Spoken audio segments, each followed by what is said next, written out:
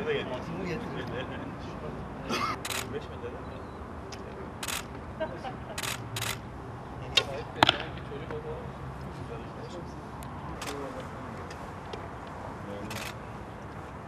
Sarıya bakın.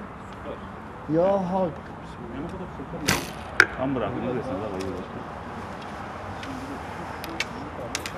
Öğrendim bak. Böyle yaptığında çekemiyorum. Böyle çekeceğim.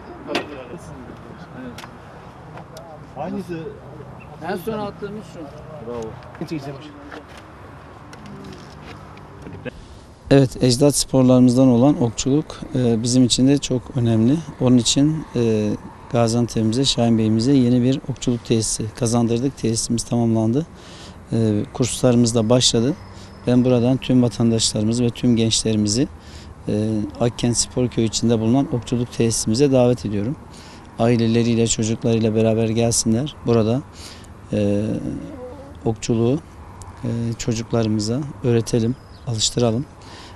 Oldukça zevkli, stres atmayı da sağlayan, insanı rahatlatan güzel bir spor.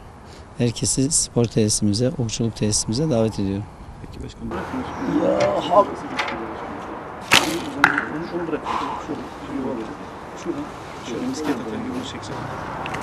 Biraz eğitim alsak. Çevirerek şunu. Şuradan. Şöyle misket atar.